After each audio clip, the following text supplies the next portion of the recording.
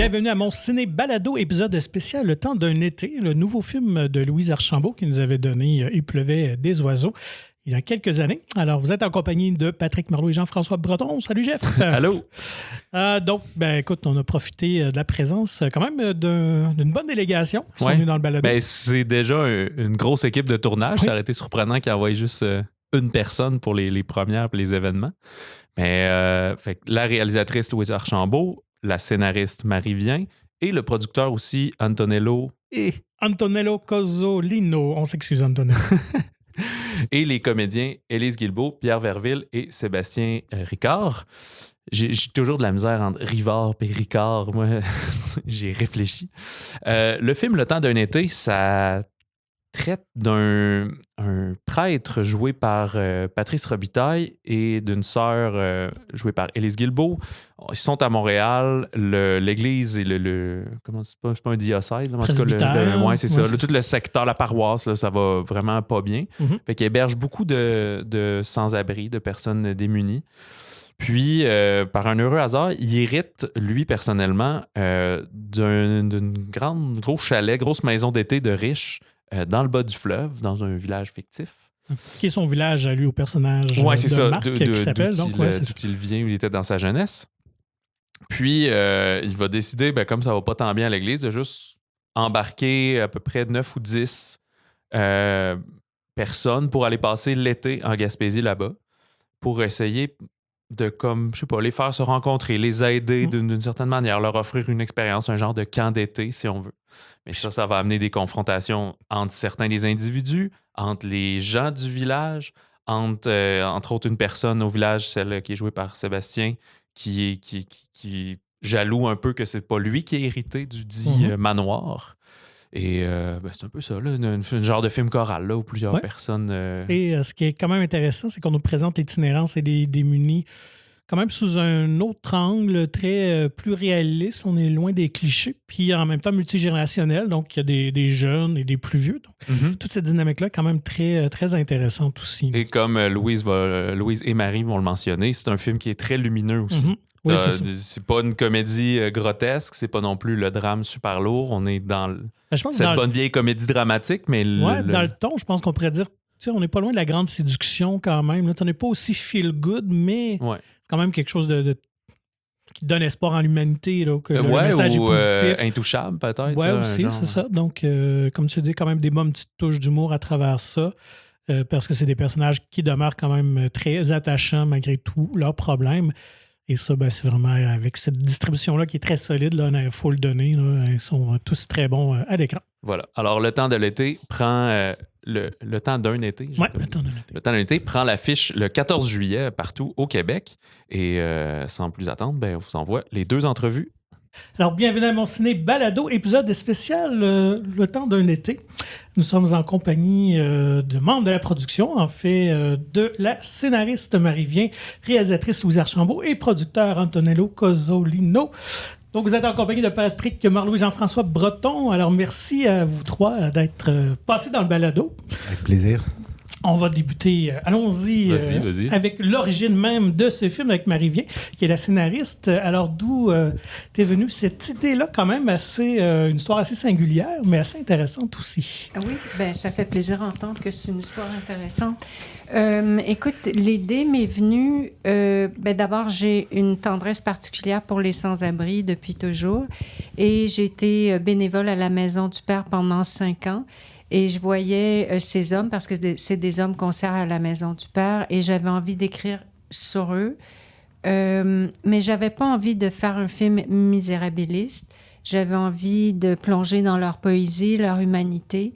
Et un jour, j'ai vu un aumônier qui rentrait à la Maison du Père, qui était tout de blanc vêtu. Puis j'ai dit, OK, ça pourrait être un personnage aussi du film. Et l'idée de la prémisse est née de là. Si un aumônier au bord du burn-out héritait d'une maison dans le bas du fleuve et décidait d'amener une dizaine de sans-abri, quelle serait l'histoire? Et à partir de là, j'ai commencé à rencontrer les gens, dessiner une fresque sociale, je dirais, de la rue, qui n'est pas du tout la rue de l'époque. Aujourd'hui, il y a de tout. Réfugiés politiques, militaires, la petite vieille aussi qui vient manger aussi, puis qui n'a pas d'argent. Beaucoup de maladies mentales, etc. C'est ça. Donc, c'est à quelle époque que tu avais commencé à les côtoyer? Ça fait... De les côtoyer, ça fait quand même très longtemps. Mais j'ai commencé à parler du film avec Anton en 2016, je pense, à peu près. Ça se peut-tu? 16-17. 16-17, c'est ça. Et au départ, il trouvait qu'il y avait beaucoup de personnages. Je pense encore qu'il y a beaucoup de personnages. Lui, il va les laisser Il y en avait s'ajuster. En fait, il y avait 2 personnages de plus qu'on a actuellement à l'écran. Donc, avec Louise et avec Marie, on a retravaillé le scénario pour amalgamer un peu ces 2 personnages-là extra, puis on a intégré leur trame, leur courbe dramatique à des personnages existants dans le film actuel, en fait. Mais ce qui était important pour moi, c'était vraiment de dépasser le premier regard qu'on a sur un itinérant pour aller au cœur de son humanité. Pour moi, ça, c'était un gros... c'était ça ma recherche aussi, c'était ça toute mon écriture, c'était de faire un film lumineux. Et est arrivée Louise Archambault et je savais déjà au départ que Louise avait la sensibilité de pouvoir réaliser ce type de film-là et je suis pas déçue.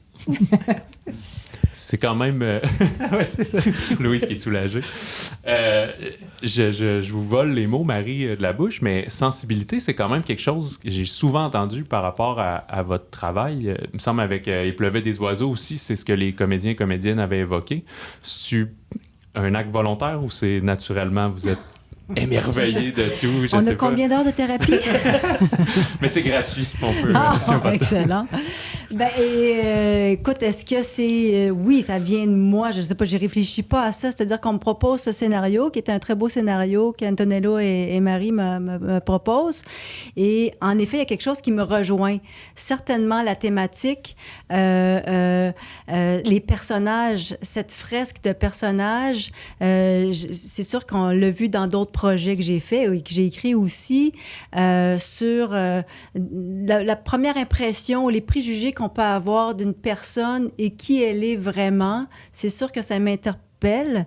Dans le cas du scénario Le temps d'un été, donc c'est avec des gens dans la précarité, des itinérants, entre autres choses. Les premiers projets que j'ai faits à l'université, en fait, le premier film documentaire que j'ai fait en Super 8, c'est sur les centres d'hébergement pour les gens sans-abri à Montréal. Et à la fin de mon bac, mon film de fin de bac, avec qui j'ai gagné des prix d'ailleurs, c'est sur un itinérant schizophrène. Puis ce personnage-là m'avait été inspiré de cette le premier film que j'avais fait. Alors, c'est pas obligé, pas parce qu'on t'offre un film qu'il y a exactement cette résonance-là. Je pense que la plus grande... la connexion que j'ai eue, ce sont les personnages. C'est des gens que je sentais vrais. Je sentais une vérité dans l'écriture de Marie qui me rejoignait puis qui m'émeut. Puis ils sont imparfaits, puis c'est correct. Ils sont tout croches. Ils commettent des actes qui sont condamnables. Mais on sent la vérité puis l'humain. Puis il y a, à travers ça, à travers des écorchés aussi, le désir d'aimer, d'être aimé, d'avoir sa dignité. Fait que ça, c'est sûr que c'est quelque chose qui m'importe beaucoup. J'ai envie de participer à des projets comme ceux-là. Mais voilà, on me l'a offert. C'est ça. C'était comme tout déjà écrit sur un plateau d'argent.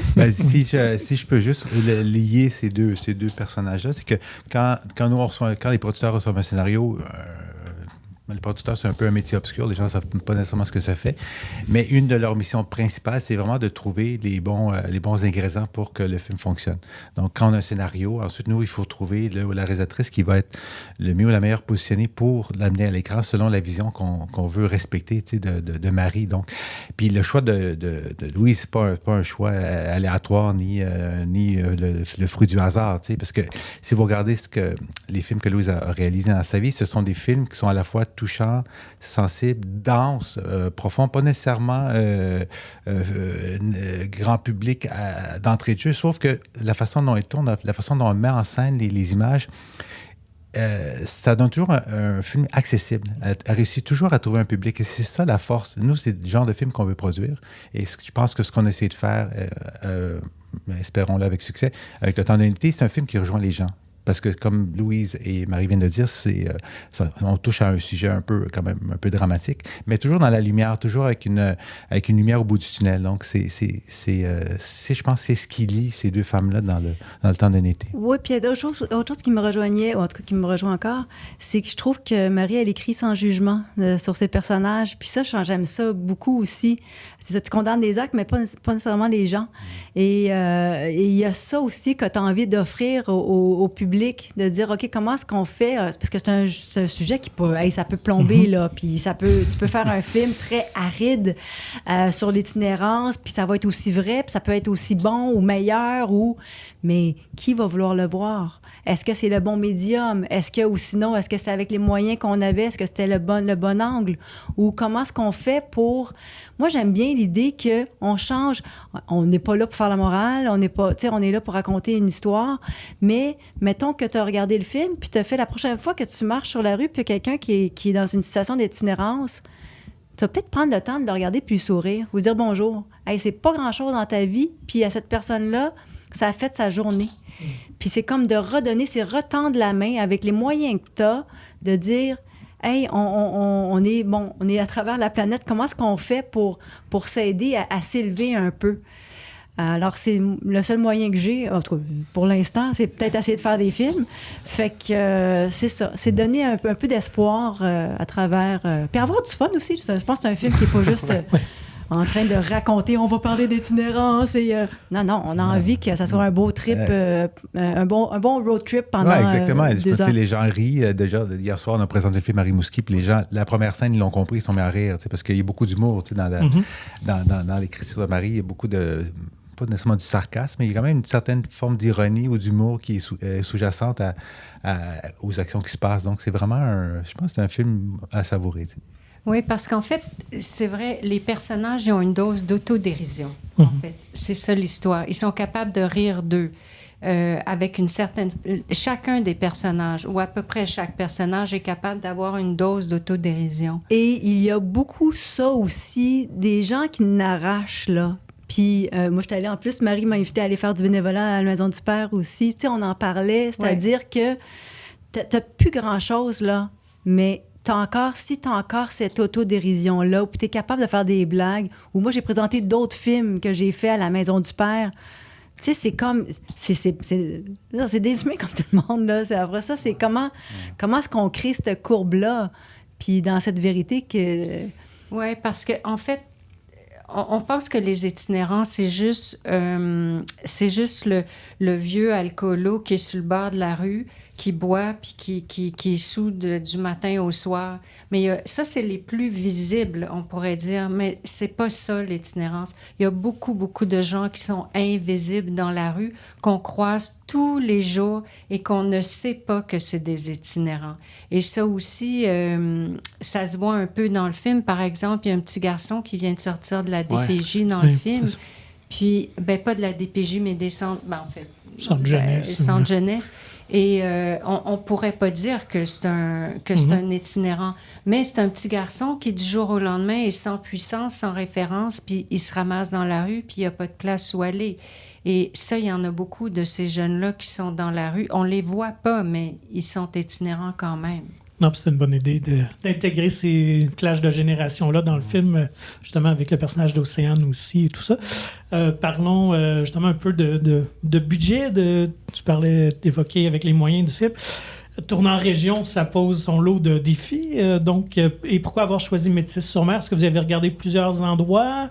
Comment s'est déroulée la quête du parfait village? Oui, on a regardé plusieurs endroits, mais je sais pas, mais tu te souviens sûrement, Marie, que ton titre initial, c'était Métis-sur-Mer. Ah oui, OK. La première release, c'était où tu tourné? Exact. Ah oui? Ouais. Donc, oui, c'est un coin que tu connaissais déjà. Mais initialement, c'était inscrit à Métis. Ceci étant dit, lors de la pré-production, on a regardé pour installer l'action autour d'un lac. Ensuite, on est allé faire des visites sur le bord du fleuve. Je pense que Louise t'insistait aussi parce que c'est quelque chose qui t'appelait. Oui, moi, j'avais... Parce que, on a eu beaucoup de discussions. Déjà, moi, quand je disais, dans le scénario de Marie-Vien, c'était marqué Gaspésie. Moi, Gaspésie, là, tu vois loin, là. Puis elle était, non, c'est un lac, là, le radeau, il faut que ça tienne sur un lac. J'étais comme, ben voyons donc. Puis là, pour moi, je me disais, ces gens-là, ils vivent dans du béton. Je veux dire, il y a des gratte-ciels autour d'eux. Qu'est-ce que tu veux? Tu les amènes à la campagne, tu les amènes, tu veux voir l'horizon, tu veux voir l'espoir, tu veux dire, il y a tout ça aussi. Pour n'importe qui, d'aller au bord de l'eau, comme, surtout dans ce coin-là, on dirait que c'est la mer, hein? C'est comme, tu vois pas l'autre côté. Ouais. Alors, t'as comme, je trouve que c'est comme si tu planes puis tu voles. Fait que moi, je voulais offrir ça. Fait qu'on a trouvé cet équilibre. Mais même au niveau de la production, on l'a senti, ça, parce que ça a été un tournage quand même complexe, difficile par moments. Mais le fait de se retrouver sur le bord de l'eau, dans un petit village, avec des gens accueillants, avec une espèce de sérénité ambivalente, là, ça rendait nos tracas un petit peu plus facile à surmonter, je te dirais. Puis ça a beaucoup participé à la réussite de la production, parce que ça aurait pu être beaucoup plus compliqué. Contraintes météo, contingences météo, le transport, les horaires avec les comédiens, parce que les comédiens ont quand même une belle trolley de comédiens occupés. C'est essayer d'arrimer tout ça, c'était compliqué. Mais le fait d'être ici, les gens ont quand même trippé pas mal, tu sais. Donc, on a un peu vécu ce que ces itinérants-là ont vécu dans le film. Tu sais. Fait que l'horaire de tournage à ce moment-là, c'est pas l'horaire idéal, c'est l'horaire par rapport aux disponibilités des gens, j'imagine? Non, le plus gros problème quand tu fais un film, tu manques de temps et d'argent, on est tout le temps. Même si Antonello a dit au départ, tu vas voir, Loulou, tu vas avoir plein de temps de tournage, mais c'est pas vrai, faut pas croire tout ce qu'on se dit. C'est ici qu'est-ce qu'on a sous-estimé. On a sous-estimé les 10 rôles principaux qui sont pratiquement toujours présents dans le film. Mais moi, je savais. C'est-à-dire que c'est toujours ça. C'est-à-dire quand tu as beaucoup de personnages en même temps à l'écran, il faut les mettre en scène. Il faut les préparer, il faut les habiller, il faut les maquiller. Il faut que tu tournes avec eux. La caméra ne peut pas toujours faire un pan scan de tout le monde. Et là, ton mari, il dit « Oui, mais là, moi, je veux vraiment avoir l'intériorité de tous et chacun. » Et oui, combien de temps j'ai? Alors, c'est ça. À chaque fois, il fallait que je réfléchisse. C'est quoi l'intention de cette scène-là? C'est la scène à qui? C'est la scène de quel personnage? Qui on met en valeur? Mais en même temps, c'était pas souffrant de faire le film. Là, on a dit ça, c'est difficile. On a eu un fun noir. Puis c'est vrai, comme tu dis, c'est-à-dire que quand on tournait, on n'a pas besoin nécessairement de tout le monde en même temps, mais il y avait toujours quelques personnes qui étaient au loin puis qui regardaient l'horizon. Pierre Verville, évidemment, il avait les yeux fermés. Puis là, si je passais à côté, Loulou, écoute, ça c'est une jolie note de ta tête, je sais pas quoi. Il y avait, je veux dire, lui, il a répertorié toutes les sortes d'oiseaux de la région. Et donc, de jour en jour, ça s'est imprégné en nous, l'équipe technique, et chez les acteurs, les actrices. Ce qui était beau, c'est que c'est quelque chose qui se transpose, en tout cas, j'ose espérer, qui se transpose chez les personnages et à l'écran au final. Mais c'est vraiment ce qu'on a vécu. Parce qu'en fait, c'est vrai, ce film-là, c'est toute une gang de tout seuls, au départ du film, qui vont faire une famille. Et c'est vrai que dans le film, c'est très bien rendu, cette partie-là, où on voit au départ que c'est un petit peu plus difficile, les relations. Et c'est aussi des gens qui viennent de différents milieux, ils ont différentes cultures, ils ont différentes scolarités aussi. Mm-hmm. Et tout d'un coup, les masques tombent et ils se révèlent à eux-mêmes. Et ça, c'est très, très, très beau, ces parties-là. Comme par exemple, Maître avec Sam, sans tout dévoiler. Maître étant un avocat qui est un aide de poésie, qui est un être érudit, un homme de culture, avec un ex-militaire qui a dégringolé dans la rue, puis qui a fait l'Afghanistan, puis qui est en choc post-traumatique. Je veux dire, on a deux univers là propices au choc, on pourrait dire, et c'est comment ces deux hommes-là, finalement, vont finir par se rencontrer, puis vont finir par être des frères. C'est ça, je trouve, qui touche dans le film de Louise et de Anton aussi. Oui, tout à fait. Puis je te dirais, même le contact des Montréalais avec les villageois. Ça aussi, c'est un autre clash, parce que eux, c'est pas juste un comic relief. Là, eux ont leur réalité, ils ont leur peur, leurs craintes, leurs préjugés. Puis cette confrontation-là d'idées d'idées préconçues qui est intéressante parce que nous, on ne les a pas ridiculisés, on n'a pas fait des guignols de village, là, Non, au contraire. C'est des gens sensés avec des émotions. Puis cette espèce de trame narrative de Marc et de François, Frank, le châtelain du village, Oui. qui est belle à la fin, quand il y a cette espèce de recommunion entre deux amis d'enfance. J'ai fait une entrevue radio avec un chroniqueur, puis il disait ce qui l'avait touché le plus, lui, c'est cette relation d'amitié-là. C'est cette réconciliation qui l'avait touché énormément. Il m'a appelé pour me dire ça. OK. Et j'ai oublié. Si ça revient, pas de problème. Peut-être un petit mot, Louise, sur le processus de choisir tes comédiens. Est-ce que tu avais déjà des noms en tête ou tu as passé des auditions? Est-ce que Marie a participé un peu? C'est celui qui me donnait le plus de backchiche qui avait le rôle.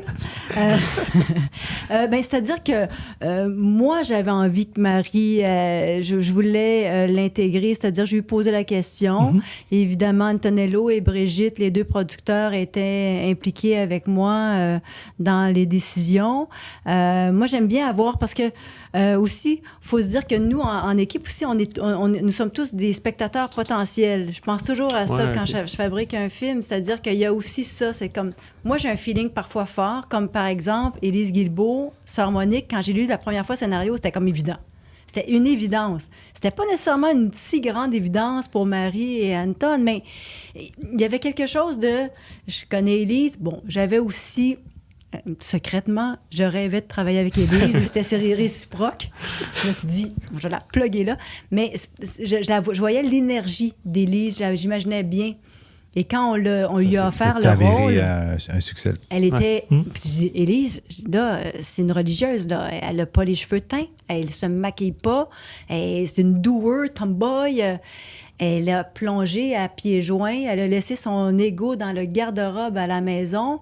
Elle est arrivée d'une grande générosité, mais aussi un enthousiasme. Tu sais, t'es contente? Fait qu'après ça, selon les rôles, il y a plusieurs rôles qu'on a offerts parce qu'on les imaginait dans ces personnages-là. Le personnage de Marc, on l'a cherché. C'est pas évident. Tu dis, OK, un prêtre en 2023, c'est qui? C'est quand même une charge. Et c'est particulier parce que, étant donné que c'est un film choral, c'est un film à fresque, du moins, lui, il tient le fil de toute l'intrigue, mais il y a d'autres histoires aussi. Fait que qu'est-ce qu'il y a, ce personnage-là, qui fait qu'on a envie de le voir et de le revoir tout au long du récit? Et puis quand on a évoqué le nom de Patrice Robitaille, Patrice a ce charisme naturel. Il y a une vérité aussi. C'est quelqu'un qui ne bullshit pas, qui est dans la vérité, dans la vraie vie. Et ça se transparaît dans son jeu, dans qui il est, dans le personnage de Marc. Et il y a quelque chose qui est curieux. Il est curieux de l'autre. C'est pas quelqu'un que je trouve les fois que j'ai parlé en amont avant de travailler avec lui, dans le préjugé, dans le jugement des autres, plus dans la curiosité. Puis je trouve que ça sied au personnage. Et donc, ça a été ça. Puis je me suis dit, OK, c'est un travailleur social. Donc, qu'est-ce qui fait ce personnage-là et cet acteur-là, mettons qu'il se promène dans la rue, puis là, que tu as des gens qui sont itinérants, puis qui sont seuls, sont isolés, ils ont une barrière de protection parce que tu te méfies aussi. C'est qui la personne qui est capable de rentrer en communication, en connexion rapidement, puis que tu vas avoir confiance? Alors, je pense que Patrice dégage ça naturellement. Et quand il a lu le scénario, il avait envie de ça, il avait envie de jouer. Puis après ça, j'ai lui imaginé une toute autre tête qu'on a changé le matin de tournage. Ah ouais? Patrice, quelques mois plus tôt, il a été... il était impliqué dans le projet quelques mois plus tôt. Et là, j'étais comme, Pat, qu'est-ce que t'en penses? Tu te laisses allonger les cheveux, la barbe et tout ça, c'est Jésus. Et à la fin du film, il s'est tout rasé, puis c'est comme une purification. Et on avait cette théorie-là, puis j'en avais parlé avec Marie, tout ça, puis c'était ça. Et à un moment donné, la façon qu'on procède avant le tournage, on fait des tests caméra. Puis ceux-là se sont faits un peu de dernière minute, en fait, très dernière minute. C'était comme le vendredi matin, puis le lundi, on tournait. Et Patrice fait des tests, puis on s'est dit, lui, il s'habille, on l'a mis sportif finalement, il se déplace en vélo en ville, etc. Puis la créatrice de costume, elle s'est dit, il s'habille à l'équipeur, puis bon. Alors, on fait les tests, il a les cheveux longs, tu sais, il est cute pareil. Mais là, on regarde les images. L'après-midi, on va au cinéma regarder les images. Puis j'étais avec le directeur photo, puis les deux, on se regarde, puis il fait comme... Le directeur photo, Mathieu Laverdière, il me dit « Hey, il me semble que Patrice, il a l'air mononcle. » Là, j'ai fait « Je sais, ça marche, c'est bizarre. » Je suis comme « Ouais. » Puis là, on le sentait pas, puis on était comme « C'est quoi? » Puis là, j'avais une idée en tête, quand je regardais son visage, je trouve qu'il ressemble à Leonard Cohen, tu sais, le nez, Oui, les yeux, etc. Puis j'avais l'idée de Leonard Cohen dans ces années où il est allé dans un centre bouddhiste, un centre zen, puis il s'était rasé les cheveux et tout. Puis je contacte Patrice, puis j'ai regardé des vieilles photos de Patrice, puis à un moment donné, il a déjà eu les cheveux très courts, puis je dis « Pat, il me semble que c'est ça. C'est quelqu'un qui s'en fout, qui n'a pas envie de se soucier de ses cheveux, tout ça, qui veut juste... » Puis il me semble qu'il est plus normal. Il n'essaye pas d'être le prêtre, puis d'avoir... Je trouve que ça faisait un costume. Puis là, j'ai dit à la créatrice de costume, il me semble qu'il est en tracksuit, puis des jeans, puis des running shoes, puis comme le monde de son âge. Il a comme 50 ans, puis c'est ça, puis... Tu sais, il est actif, puis faut pas qu'il détonne. Il se fond dans le paysage. Et donc, le lundi matin, le premier jour de tournage, avec le coiffeur, on a fait « OK ». Il a sorti son clipper, puis il a fait « On y va, go ». Schlock. Fallait que ça marche. Pendant le week-end, la créatrice de costume, elle a fait tchouk, tchouk, tchouk. Elle a fait les friperies, elle a trouvé des trucs, puis elle m'envoyait des photos, puis on a fait « C'est ça ». Puis à un moment donné, il l'a essayé, puis ça a été... C'était évident, c'était lui. Alors, des fois, c'est ça, c'est à la dernière minute, on change les choses, mais il faut y aller avec son instinct. Mais tu vois, Louise consulte beaucoup aussi. Quand elle travaille, elle est très participative, elle est très collégiale. Fait que, tu sais, là, elle est en test caméra, puis elle parle beaucoup avec son directeur photo, Mathieu Laverdière. Puis ensemble, ils décident. Au casting, c'était pareil, elle nous consultait. Elle va toujours décider à la fin. Elle a son idée assez où elle s'en va, mais elle va consulter. Puis pour elle, je pense que c'est un point d'honneur d'avoir l'opinion de tout le monde autour d'elle. Ça, c'est intéressant de travailler avec des gens comme ça. Tu as d'autres réalisateurs, d'autres réalisatrices qui sont beaucoup plus... unidirectionnel, donc ils décident, puis ensuite sans nécessairement en parler ou consulter, ce qui est correct aussi. Mais quand tu travailles avec quelqu'un qui partage comme ça, tu peux échanger, puis c'est toujours meilleur. Tu sais, quand tu pars pas avec une idée préconçue, la finalité est toujours augmentée, parce que tu as l'input de plein de gens autour de toi. Quand tu es capable de faire la différence, c'est partager le blé de l'ivraie, je ne sais pas trop comment on dit, c'est ça qui fait un meilleur film. Ce serait quand même drôle un peu de faire un film très en solo, juste dans sa tête, sur un film qui traite du communautaire puis de l'ouverture vers les autres. mais ça aurait pu, comme tu dis. Tu as évoqué Leonard Cohen. Il y a quand même un très grand rôle de la musique dans le film. Il y a une importance pour divers personnages. Aussi, j'aimais ça entendre les versions juste instrumentales comme de Heroes. Puis j'ai vu que c'est Damien Robitaille, je pense, à la fin, qui a beaucoup orchestré ça. Le musicien que tout le monde aime, finalement. Fait que, est-ce que c'était des chansons qui étaient choisies dès le départ? Étais-tu déjà nommé dans le scénario? Non, alors ce qu'il faut que je dise, c'est que j'ai lâché prise là-dessus. OK? Parce que moi, je suis une musicienne. Non, je sais, mais sur toute la musique, parce que je suis une musicienne de formation. J'ai écrit, comme vous savez, La Passion d'Augustin.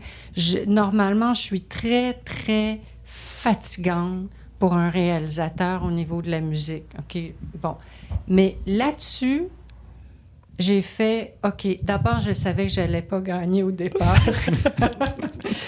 Puis, après, j'ai fait, je sais que le choix musical que Louise va faire va être un choix que je vais aimer. J'en étais convaincue. Vraiment, là, de A à Z. Puis je lui ai dit d'ailleurs 2 ou 3 fois, regarde, moi, je lâche prise là-dessus. Bien, parce que tu avais aussi vu le film Gabriel, puis Il pleuvait des oiseaux, ou d'autres projets dans lesquels j'ai utilisé la musique. Oui, puis on a des atomes crochus là-dessus, puis genre, je me souviens de t'avoir dit, ben moi, j'attends juste les surprises. C'est vrai. La musique a été évolutive, puis je te dirais jusqu'à la dernière minute, on a fait des changements parce que pour diverses raisons, mais toujours dans le but de trouver la trame qui sied la scène. Puis ça a été, on a travaillé très très fort. Il y a beaucoup de musique, puis la musique, c'est pas des choix gratuits, là, c'est des choix songés avec une recherche attentionnée sur chaque track. Oui, ouais. aussi, ouais. J'ai vraiment passé beaucoup de temps sur les choix musicaux. Pas juste ça, comme dit, c'est ça, c'est-à-dire qu'il y a, jusqu'à la dernière minute, il y a des musiques que j'aurais souhaité avoir qui finalement on n'obtient pas Parfois, c'est trop cher. Des fois, on n'obtient pas les droits pour différentes raisons. Comme, en effet, je voulais « A Time is Gonna Change », écrit par Sam Cooke. Puis c'était une version chantée par Lassa Dessela, extraordinairement belle. Jusqu'à la dernière minute, on a essayé. Les ayants droit libèrent très rarement cette pièce-là. C'est une pièce qui a été écrite dans les années 60 pour la liberté des Afro-Américains aux États-Unis. Moi, c'était lié avec l'histoire de Julien, qui est d'origine congolaise. J'ai essayé, j'ai écrit une lettre personnelle. Au début, ils ont fermé la porte, ils ont ouvert un peu, puis il y a eu une hésitation. Mais je pense qu'il y a aussi probablement... Écoute, je m'imagine qu'ils ne veulent pas créer un précédent. Puis en même temps, par exemple, la première chanson du film, c'est My Lord, What a Morning. C'est chanté et en fait interprété à la guitare et à la voix par Damien Robitaille. Puis longtemps, dans le montage, on avait My Sweet Lord de George Harrison. On aurait pu avoir les droits. Cher, mais on aurait pu avoir les droits, mais il aurait fallu faire d'autres sacrifices, de gros sacrifices. Même eux ne voulaient pas nécessairement octroyer les droits, puis par contact, divers contacts, on a réussi à ouvrir la porte. Ils nous ont fait une proposition qui était vraiment un peu... On aurait pu, mais... On aurait pu. Après ça, c'est un choix, parce que dans le film, il y a quand même une trentaine de... Oui, c'est pas un budget limité. 23 chansons, 24. Mais puis c'est ça, puis après ça, moi, j'avais comme des idées. Où est-ce que je privilégie puis solidifie? Puis en parlant aussi avec Antonello, on avait pas mal les mêmes souhaits, c'est-à-dire certaines pièces, on voulait vraiment les protéger. Ouais. Alors on s'est dit, OK, celle-là coûte cher aussi, qu'est-ce qu'on protège? Fait que j'ai cherché, partir un film, t'as My Sweet Lord, faut que t'accotes ça. C'est tough. Et donc, en cherchant, j'ai fouillé dans les musiques, surtout libres de droit, en me disant, OK, je vais la... Puis sinon, d'autres trucs. Puis j'aimais le mot « Lord », je cherchais quelque chose. Puis cette pièce-là, quand tu écoutes différentes versions, c'est très, soit des chorales ou c'est très religieux, puis c'est un peu, ça tape ses nerfs, c'est un peu long. Tu sais, c'est toujours, c'est redondant. À un moment donné, j'ai entendu une version écossaise d'un band qui était plus trash, ou en tout cas, tu sais. Puis là, c'était un peu déprimant, mais j'aimais ça. J'étais, il y a quelque chose. Et là, j'ai évoqué l'idée d'engager Damien Robitaille pour la refaire. Les producteurs ont adoré ça. Et Damien, j'étais allée en studio avec lui, puis je l'ai dirigé, c'est-à-dire que lui aussi, il allait plus dans le cœur. Puis là, j'ai fait non. Puis là, la référence, c'était un mélange de Lou Reed, de Strokes, puis de Moldy Peaches. Puis ça a donné ça. Puis là, il savait que j'avais du mal à obtenir les droits d'une pièce que je voulais pour la fin du film. On a essayé, mais c'était difficile. Lui, il voulait soit la refaire, celle-là, ou sinon, il dit « Mais moi, je suis disponible! » Et donc, dernière minute, il a fallu là, j'ai fouillé encore d'autres pièces. Et là, il y avait 2 autres pièces possibles. Et là, finalement, la dernière semaine, là, on était en mix. Et là, on a l'accord qu'on peut avoir, la version instrumentale de Heroes de Bowie. Et là, Damien et moi, on est allés en studio. Et Damien a sué. Et je l'ai poussé, puis il était content, parce que lui aussi, c'est un travaillant. C'est ça. Puis il y avait comme 48 heures pour oui, parce que les premières versions interprétées par Damien, on ne reconnaissait pas Heroes. OK. Alors, tu sais, c'est du travail, parce que c'est une vision, hein. Puis il faut que la chanson, la toune, colle sur la scène, colle sur l'émotion de la scène. C'est beaucoup de travail. Ça a l'air facile comme ça à l'écran, mais tout mettre ça ensemble, c'est énorme. Puis moi, j'avais dans l'idée aussi, moi, là, personne ne va le voir, mais la première chanson du film, puis la dernière, j'aimais l'idée que ça soit associé à Marc, puis c'est de la guitare. Fait que c'est ça que j'avais en tête. Et les pièces poético qui nous amènent dans le film sont au piano. C'est ce que j'avais en tête. Puis après ça, selon les pièces, parfois, c'est sûr qu'on a une scène, il y a 2 personnages qui... Ils l'échappent un soir, et donc là, on s'est amusé. Des fois, c'est pour s'amuser, mais c'est quand même encore là dans l'extension de qui sont les personnages ou raconter quelque chose qui connexe avec l'intériorité d'un personnage. Comment faire ressortir l'intériorité d'un personnage? J'aurais encore 1001 questions, mais je pense qu'il va falloir on va vous laisser le mot de la fin. Alors, qu'est-ce que vous souhaitez que les gens retiennent en sortant de leur visionnement? Écoute, moi, nous, on produit des films, on fabrique des films pour le public. Fait que moi, à partir du moment où les gens ils passent un 2 heures de bonheur, puis ils ressortent avec une réflexion, une émotion, un sourire, un commentaire, moi, ma mission est accomplie. Moi, j'invite le public à venir voir ce film pour la bulle d'humanité que représente cette histoire. Donc, le public va être touché, le public va rire, le public va pleurer, mais c'est un film dans lequel tous les êtres humains peuvent se retrouver, peu importe où est-ce qu'ils vivent sur la planète, en région ou en ville. Le temps d'un été, c'est un film universel en termes d'humanité. Tout à fait, très bien dit. Et en terminant, Louise? Mais j'aurais envie que quand tu sors de la salle, tu as envie de donner un câlin à quelqu'un que tu aimes, à ton voisin, à n'importe qui, puis de sourire et de chanter. Tu sais, comme juste ça rend de bonne humeur, puis tu as comme un petit groove là, qui fait que la vie est belle. Pour l'avoir vu, moi, je pense que c'est mission réussie sur ces 3 souhaits-là. Merci à vous et bon succès au film. Merci merci beaucoup. infiniment. Merci beaucoup. Bonne soirée. On a avec nous en studio, dans le balado spécial Le temps d'un été, Pierre Verville, Élise Guilbeault et Sébastien Ricard, qui jouent évidemment de ce très beau film de Louise Archambault. Première question pour vous tous. Comment êtes-vous arrivés dans ce projet-là? Avez-vous passé par des auditions ou vous avez été parmi les heureux qui ont été choisis par la réalisatrice dès le départ? Élise a subi 3 ou 4 auditions. Ouais, C'est ça. C'est pas ce qu'on tout entend. un processus. Quand on commence dans le métier, c'est souvent ça Oui, qui c'est arrive. ça. Hein. Puis il me rappelait toujours, pour me donner quand même, pour pas que je perde confiance, que c'était juste pour créer une famille. Fait qu'il disait, on veut juste savoir si tu fites avec les autres. Mais pour dire la vérité, moi, j'étais dans un spa, c'est drôle. Je me souviens que Héloïse m'a appelée pour me dire qu'elle m'offrait une bonne sœur. Puis ça m'a... J'étais contente que c'est ce que je lui inspirais à ce moment-là. Mais oui, pour vrai, on a eu cette chance. Je pense qu'on a eu toute cette chance, évidemment. On est rendu, on a les longues carrières. Hein? Mais j'écoutais Sébastien, à la fin du film, j'étais là, puis pas nécessairement pour en reparler, mais j'avais oublié que tu étais dans le Colocasse. Je me souviens juste de toi comme comédien maintenant, on dirait.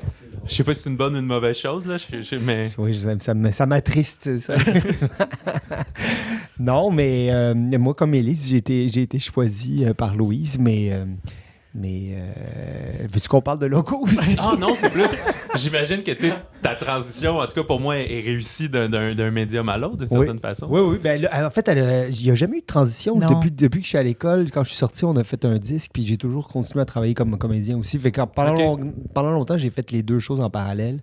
Mais c'est vrai que depuis un moment, là, j'ai pris une sortie de route, puis c'est celle Je pense du que c'est jeu. peut-être Dédé vraiment qui a Oui, marqué mais même les avant, esprits. je jouais beaucoup au théâtre, puis un peu moins, c'est vrai, au cinéma. Mais c'est vrai que c'est un film. C'est un point tournant un peu là, pour le comédien.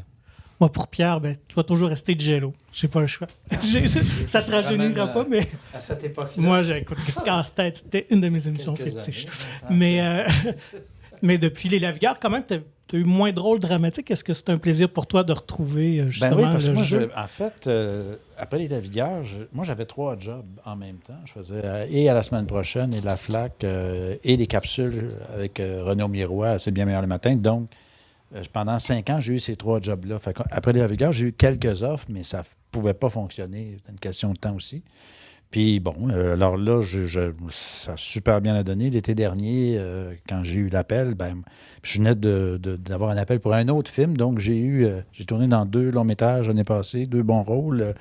Et quand je suis que c'est mon agente qui m'a appelé, elle m'a dit, c'est Louise Archambault. Je dis, mon Dieu Seigneur, je suis très, très, très content qu'elle ait pensé à moi. Puis j'avais hâte de voir c'était quoi le rôle. Et puis, c'est quelque chose qui m'a touché tout de suite. Puis j'ai dit, moi, je pense que c'est quelque chose que je peux bien faire parce que je ne tiens pas à jouer à tout prix et beaucoup. C'est mon deuxième métier, mais quand je sens que je suis à ma place, j'accepte. Alors voilà, j'ai accepté. Et j'espère être à ma place. C'est ce qu'on fait. Nous, on trouve que oui. Une des forces, mais c'est peut-être aussi un des défis du film, c'est que vous êtes une maudite grosse gang quand même, là. Beaucoup de comédiens, mais pour la chimie d'équipe et l'humain entre chacun de vous, ça doit être le fun quand même d'être... Non, Vous absolument. n'êtes pas partis 2 mois non-stop, là. J'imagine que c'était des on et off Oui. Dans le bas du fleuve? Oui, oui. Ben, moi, je suis pas mal restée tout le temps, là, pas mal un mois. Ouais. Mais tu sais, c'est sûr qu'on peut s'imaginer que c'est comme un peu saltimbanque qu'on se retrouve le soir, puis genre, on voit le soleil se lever, puis on dit, oh, c'est pas grave, on va retourner le lendemain. Là, moi, c'est plus tout à fait mon histoire, là, mais le fait d'être avec tout le monde comme ça, tu sais, il y a des gens comme Louise Turcot, que j'ai rencontré dans beaucoup de halls d'entrée, mais je n'avais jamais joué avec elle. Et là, je me retrouvais avec elle, et là, on échangeait sur toutes nos connaissances. Ça fait certainement 60 ans qu'elle est là, moi, ça fait 40. Fait que là, il y a eu vraiment, là, tu sais, comme des liens qui se sont créés. Puis, ben ça, inévitablement, quand on se retrouve sur le plateau, bien, il y a quelque chose qui n'a pas besoin d'être créé. C'est là.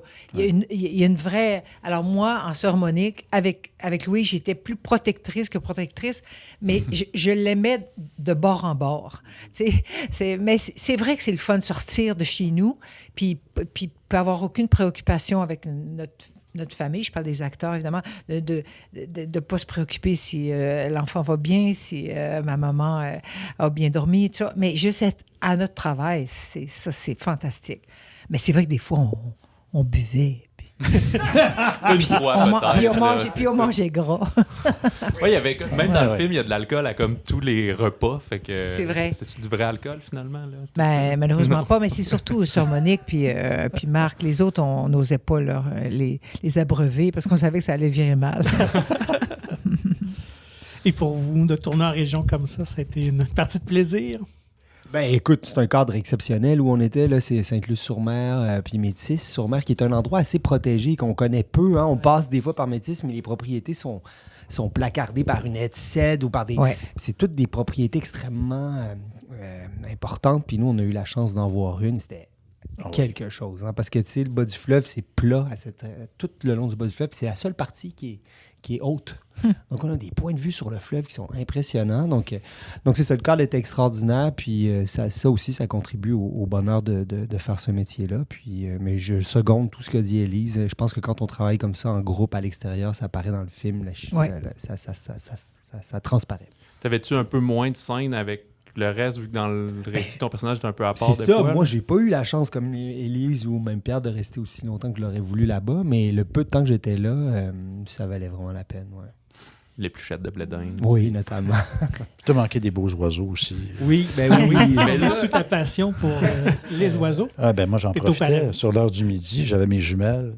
Je partais manger sur le bord de l'eau, puis j'ai vu des choses incroyables. Des oiseaux migrateurs qui arrivaient, là, puis qui repartaient vers le sud, puis que j'ai jamais la chance de voir parce qu'ils se rendent pas au sud du Québec. C'était quoi, en mai, juin? Ou... Non, Non, on était en août. En août, OK. Fin août, t'as les courlis-corlieux qui arrivent, des gros oiseaux, puis ils arrivaient en bande. Puis je sais qu'ils vont partir vers le sud. Puis On s'est même demandé s'il nous aimait. Tellement il était toujours loin de nous autres. Il était toujours en train d'observer. Moi, parlez un peu de moi. Moi et ma famille immédiate, c'est-à-dire ma blonde puis ma sœur, qui sont deux personnes distinctes. Ouais. Puis, C'est bien de se oui, c'est ça. Pendant la pandémie et tout, on a découvert la passion ornithologique comme les deux en même temps, entre autres avec le jeu de société Wingspan, là, peut-être que vous avez entendu parler. Oui. Puis là, je m'étais dit, il faut que je pose au moins une ou deux questions à Pierre, mais peut-être que ça va juste le saouler là, d'entendre parler de ça. Puis Non, regarde, je suis parti de moi. Louise, justement, dit, Alors, on Pierre, peut même vous écoutez laisser, les oiseaux. Sébastien et Puis, moi. regarde, Tellement, t'allumes. moi, C'est dangereux, là. non, c'est ça, on tombera pas dans le gueux, Non. mais là, moi, je commence, je suis juste encore émerveillé de tout, mais non, c'est ça. Ça l'est émerveillant, c'est un monde... Mais c'est ça qui m'est arrivé, en fait, là, de petite parenthèse, c'est que les oiseaux ou plein d'affaires sont comme partout autour de nous, mais on s'en rend pas compte dans notre train-train de la vie quotidien, puis tout, puis à amener, tu t'arrêtes, puis tu te rends compte qu'il y a des oiseaux fantastiques qui sont juste à côté de chez toi, sur le bord de la rivière, ou quoi que ce soit. Ça provoque des belles rencontres, comme là, justement, avec Élise, on va peut-être aller faire de l'ornitho. Ah, voilà. Oui, Fait que c'est ça. avec mon chum qui vraiment Ouais. est très enthousiaste de rencontrer Pierre. Puis, parce que l'affaire, c'est que c'est clair que ça ne s'arrête pas là. Ah Tu sais, non, c'est-à-dire c'est ça. que tu parlais juste tantôt de ta passion quand tu étais dans un pays. Je me suis dit, rappelle-moi. là. L'Estonie. Oui, l'Estonie. Mais t'es curieux. C'est ça aussi. T'apprends. Il se rappelle des noms des oiseaux, c'est incroyable. C'est un loisir scientifique. C'est un loisir. Puis ça t'apprend à connaître les écosystèmes. Oui, c'est ça. Puis c'est ça qui est incroyable. Puis là, tu t'apprends à Mais être proche sensible de à la nature. l'histoire, la géographie, Oui, oui. ça amène beaucoup de choses. Que ça se voit dans mon jeu, je pense. Ouais, c'est ça. T'as essayé de forcer ton personnage qu'il y ait des lignes là, que finalement, ça Mais soit... voyez, pour revenir, parce que quoi qu'on dise, on est ici pour un film, là, mais c'est sans vouloir revenir à... Mais si je vous en parle, c'est parce qu'on parle de la nature, puis c'est drôle, je pense que le spectateur va sentir un peu ça. Ce que nous, comme acteurs, on l'a senti, mais les personnages, par-dessus tout, c'est le réconfort d'être dans la nature. Bon, puis ça va sembler un peu cliché, mais il y a des personnages principaux, bien sûr. Tous ces acteurs que vous avez nommés qui sont formidables. Mais la nature est un personnage important dans ce film-là. Puis c'est pas un hasard pourquoi on les a amenés là, ces gens-là de Montréal qui ont vu surtout des murs de briques puis de la brique que tu as vu se perdre dans l'espace comme ça. De l'horizon. L'horizon, oui, c'est le mot que je cherchais. Sentir. L'horizon. Oui, non, mais pour vrai, exactement. Fait que, c'est vrai que la nature était vraiment... puis nous enveloppait.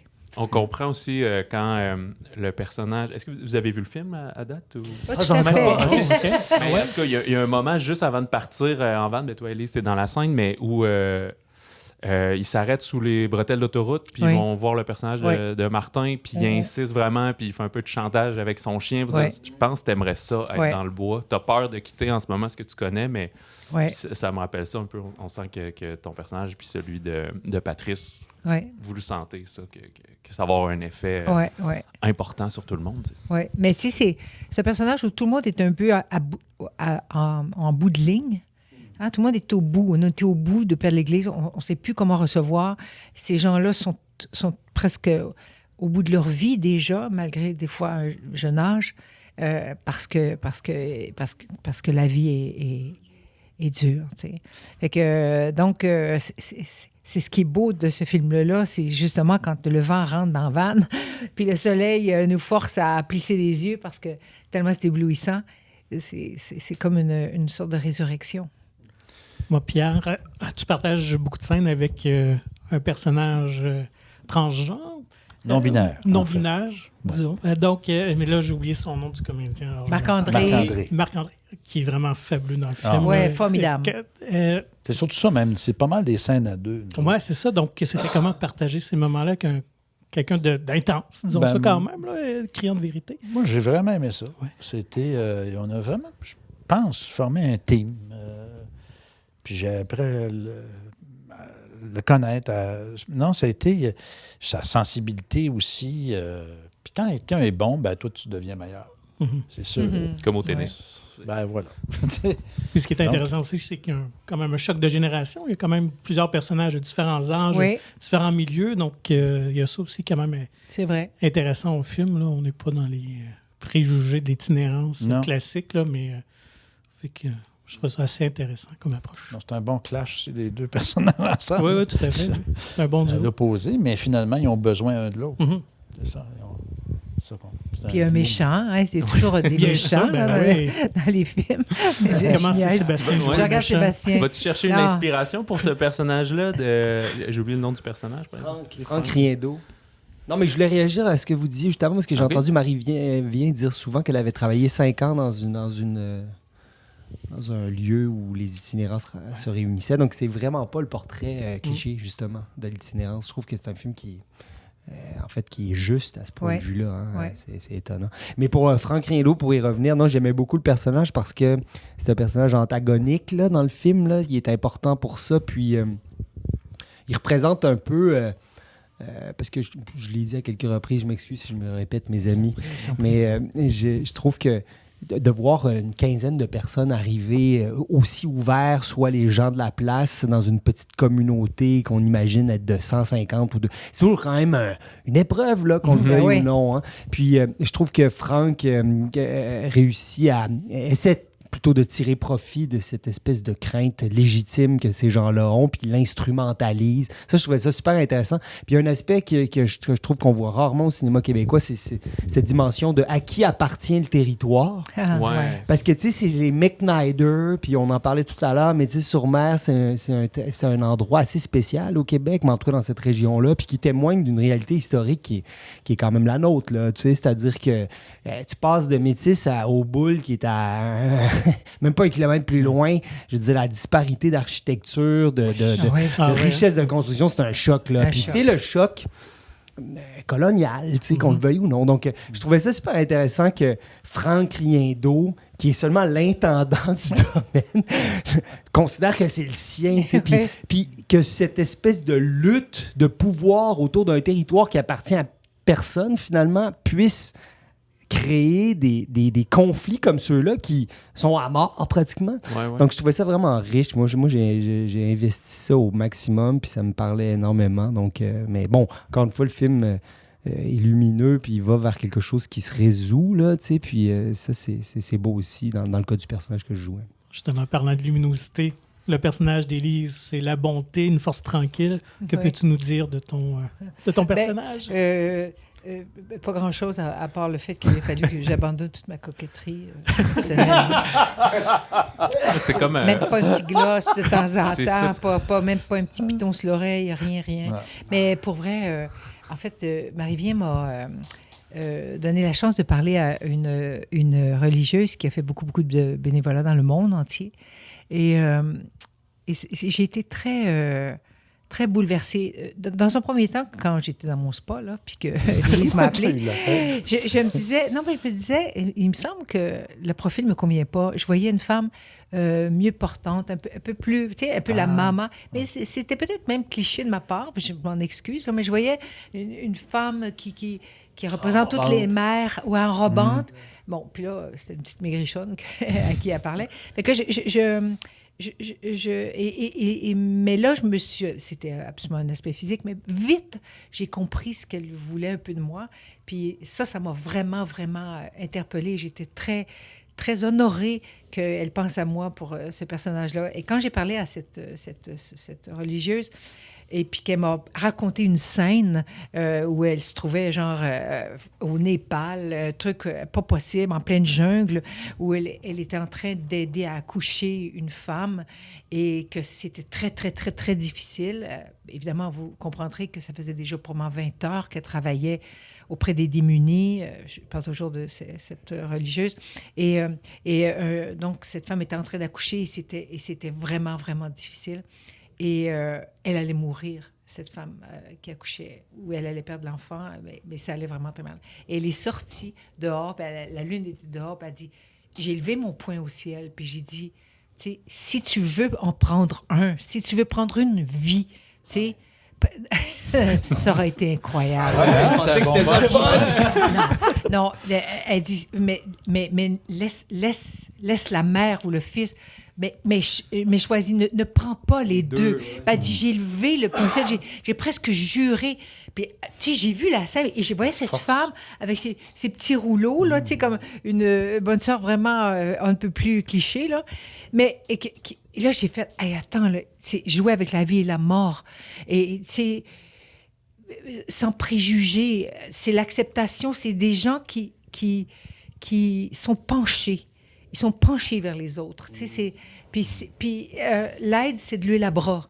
C'est pas juste je vais te nourrir, c'est vraiment de donner leur vie, un vrai dévouement. Et c'est pas pour la bonne conscience. C'est plus important que ça encore. Fait que c'était vraiment un super cadeau. J'ai eu envie d'acheter mes kits. Les roses, là, bleu poudre. Mais non, c'est génial. Mais ça finit comment, l'accouchement, finalement? Est-ce que ça a marché? Ça, c'est très drôle. Mais c'est très drôle, merci. C'est pas drôle pantoute. Mais c'est surtout intéressant qu'on voit que c'est votre métier de me ramener dans le... Mais effectivement, ils ont sauvé la mère. L'enfant est parti. Ouais. Ben, c'est votre métier de me captiver, finalement, avec une histoire. C'est ça peut-être. Mais comme moi, elle m'a captivé, cette femme. Mais je me dis, mon Dieu... Et là, je vais dire comme Pat Robitaille, avec qui je faisais une entrevue hier, puis c'est sûr que ça nous a fait, ça dresse un miroir, hein, quand même. Faire un film comme celui-là, puis de dire, OK, qu'est-ce que je fais donc pour mon prochain, tu sais, je veux dire. Puis c'est même pas de dire, hey, je suis tellement privilégiée, il faudrait... Mais non, je parle même pas de ça, juste de entre nous. Qu'est-ce que je fais j'allais dire de bien, encore là, c'est comme s'il y avait quelque chose de bien ou de mal, mais qui fait que ça fait une différence dans la vie des autres. ça fait une différence, une bonne différence. Je pense que c'est un des sentiments que le film nous laisse. Là, Oui. Justement, on en discutait avec Louise, puis elle dit c'est vrai qu'à la sortie, tu as comme envie d'aller, à tout le moins, étreindre quelqu'un, étreindre un ami, réconforter Oui. quelqu'un, tu sais, Oui. c'est cette lumière-là.